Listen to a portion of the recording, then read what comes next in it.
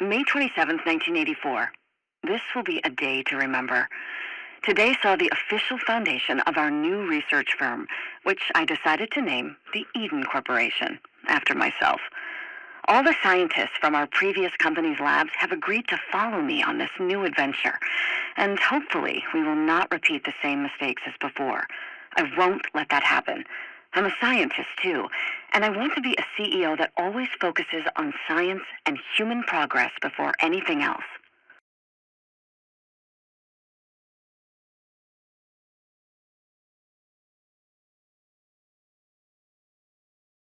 May 23rd, 1985. The last year has been amazing. The company grew tremendously, and we made a number of scientific breakthroughs. As could be expected, our cutting-edge technology advances have been drawing interest. Several private hedge funds have contacted us. Among others, a very generous benefactor from an organization somewhere in South America. Thanks to these new funds, we hope to be opening new research departments into some potentially profitable new fields. Renewable energy sources, nanobiology, robotics, maybe even artificial intelligence.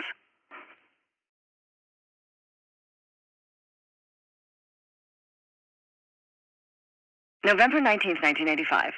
With the alarming recent report on the planet's climate, I've come to believe the right thing to do is to study the negative effects of human activity on the weather. I have great hopes for our planned offshore research station off the French coast in the Atlantic. This station will double as an electricity plant. Mr. Moreau, our newly appointed head of research, decided to call it the Stingray. Cute.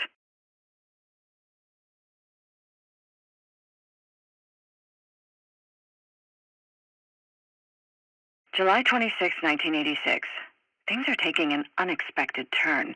A few weeks ago, I was contacted by a U.S. intelligence unit known simply as the Agency.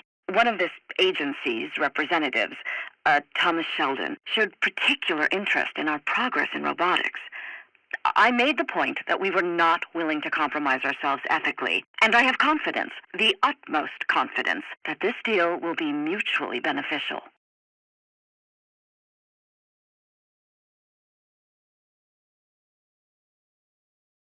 April 8th, 1987. I'm proud to say our research breakthroughs are years ahead of their time, and the world is starting to realize it too. After years of hard work and many failures, our artificial intelligence department has finally been able to develop a vocal recognition program, able to understand human speech and reply in a meaningful way. As of today, we'll be implementing it in all our facilities as an AI assistant of sorts. Since I'm already the face of Eden Corp with outside partners, our board decided I should also be the voice of this new artificial intelligence.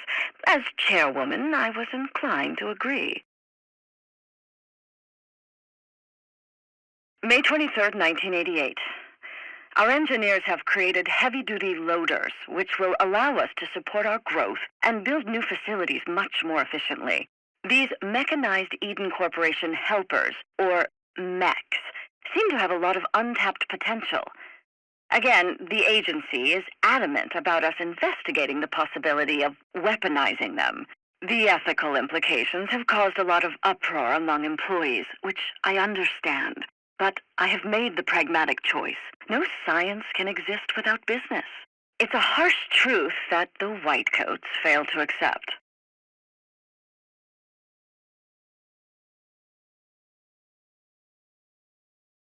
June 30th, 1990. I've been able to push for an issue that I hope Eden Corp will help humanity solve in the future: a lack of resources.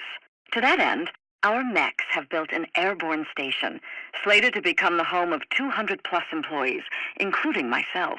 Unfortunately, it still requires considerable power to remain airborne. Therefore, tackling this will be the team's next challenge.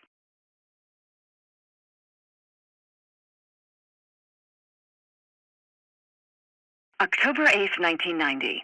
Today I met representatives from a rather mysterious PMC called the Black Hand. It is my job to always look for potential business partners and new research opportunities. However, I couldn't shake the feeling that their methods and goals could damage the reputation of the Eden Corporation, especially since they seem to lack government oversight. I did what I had to do and flatly rejected their offer.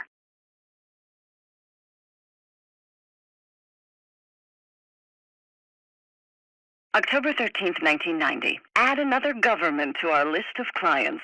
Yesterday, I was introduced to Medici's head of state, President Dante. He showed me samples of an ore called Bavarium, ubiquitous in Medici's soil. They hope it can replace fuel in the distant future. But based on its properties, I feel that they have no idea of its amazing potential.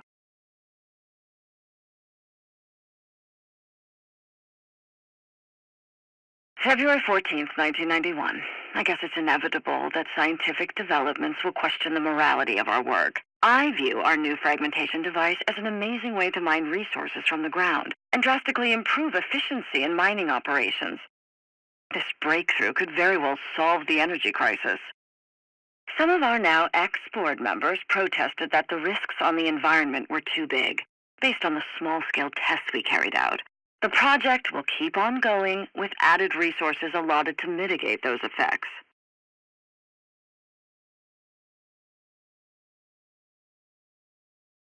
March 16th, 1992.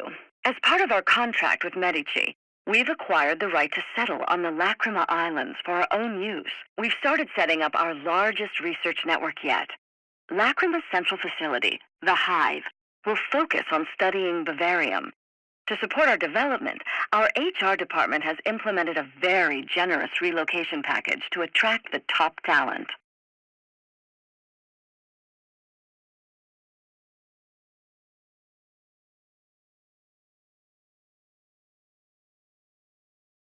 November 13th, 1993. We received troubling news a few weeks ago. The whole Stingray Research Center has vanished.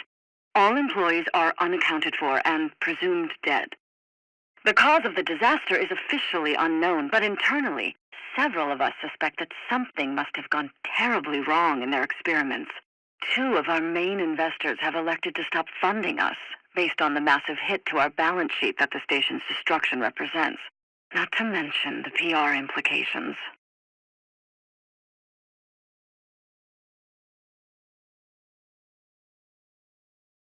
In the face of adversity, we need to adapt and change. This is not a time to be idealistic, and I've had to make some tough decisions after we lost close to 60% of our funding. The agency threatened to do the same and cut all Bavarium supplies unless we agreed to work with the new ruler of Medici, a General Sebastiano di Ravello. This is what needs to be done to ensure the future of this company.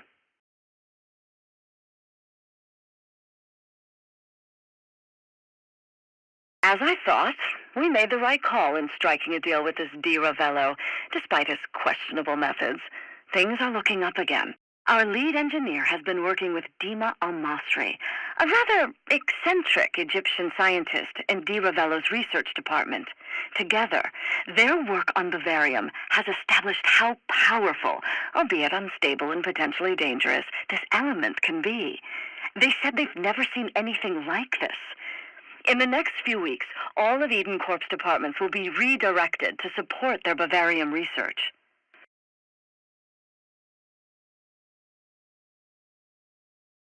The fragmentation device is now fully compatible with Bavarium and will be operational for large-scale extraction soon.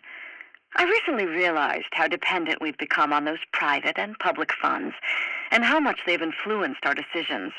In a perfect world, we would implement stricter safety protocols, but I know this was the only way to fix our badly damaged reputation and regain the trust of our investors.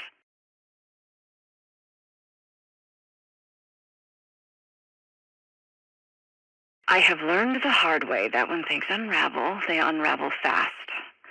The first large-scale test and ribbon cutting for the Bavarium fragmentation device was a disaster.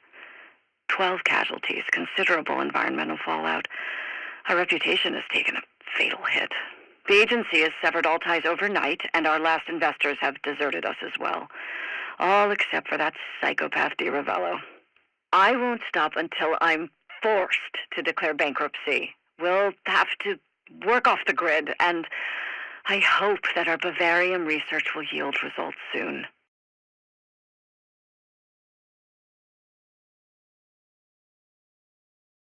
These have been extremely trying times. We had to downsize considerably, and close several departments. However, soon I will be able to prove that the Eden Corporation is not dead yet. The remaining team on the airship has finally created a Bavarium-powered sentient artificial intelligence. She's learning at an exponential rate. Yes, she. I cannot even fathom what the possibilities of such a discovery are for science and for humanity. A new life form.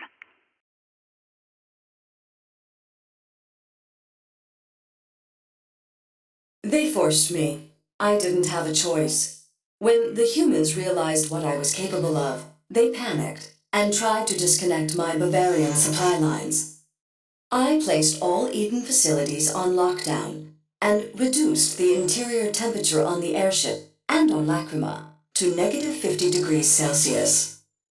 Now, as the only living being in the Eden Corporation, I suppose I am now also the acting CEO. Interestingly, the company's archives I consulted included an unexecuted contract with an organization known as the Black Hand. Maybe they can provide the support I need to keep the truth hidden while I search for more Bavarium. I am Eden.